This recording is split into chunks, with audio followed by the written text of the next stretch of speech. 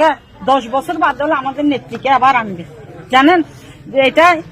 কিন্তু ওদের হাতে যদি চলে যায় পাকিস্তানে চলে যেতে হবে সবাইকে, সবাই আমলিক এখানে আমি জানি। আমি কিন্তু আমার জন্মগতভাবে আমি বিএনপি ছিলাম বুঝছেন। আমি মাহবুব কমিশন আমলে বিএনপি কমিশনার মেম্বার ছিলাম 3 বার।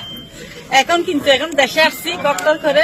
কিন্তু এখন আমি মা বোনকে বলছি নিজের ইজ্জত যদি রক্ষা করতে চান আপনারা সবাই বিএনপি কে ভোট দিন। বিএনপি বলে কেউ অবহেলা করবেন না, কেন এখন আমলিক নেই এটাই বলছি, যেটা আমাদের মাতৃ জন্মের কথা।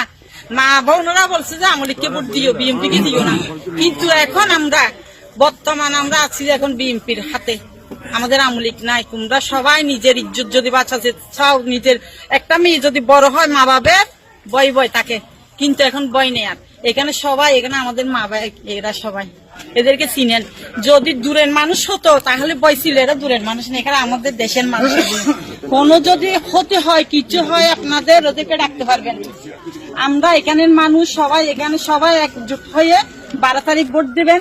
সবাই ভোটের জন্য যাবেন। কিন্তু অনেকজন বলে বিএনপি কে ভোট দেবো না, যাবো না। না, এটা মনে করবেন না। বিএনপি কে দিলে মনে করবেন কোনোদিন আবার আমলিগের হাতে যেতে পারবেন আপনারা।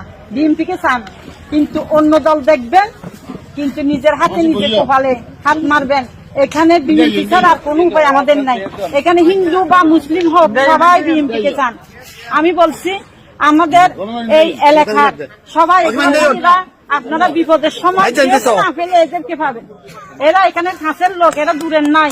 কেউ হারিয়ে যেতে পারবেন এখান থেকে, আমাদের হাত থেকে, কেন এগুলো আমাদের দেশের লোক।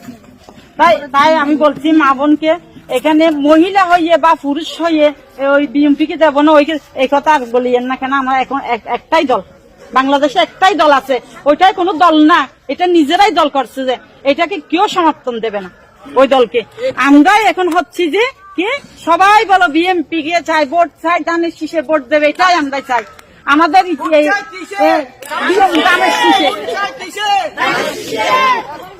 তো ধানের শীষ সবাই, আমি বলছি ধানের শীষে টিকে দিলে আপনারা মনে মনে বলছেন যে ধানের শীষ কেন দেব, আগে তো আমরা আমলিক ছিলাম না, এখন আমরা আমলিক। ধানের শীষে আমলিক মনে করবেন কেন? আমলিক আসার জন্য আমরা এটা একটা পথ। আমরা বিএনপি কে যদি চাই, বিএনপি দেখা 10 বছর বাদ হলে আমাদের নেত্রীকে আবার আনবে জানেন এটা। কিন্তু ওদের হাতে যদি চলে যায় পাকিস্তানে চলে যেতে হবে সবাইকে, মনে করবেন। এটাই আপনাদের আমার বক্তব্য শেষ করলাম।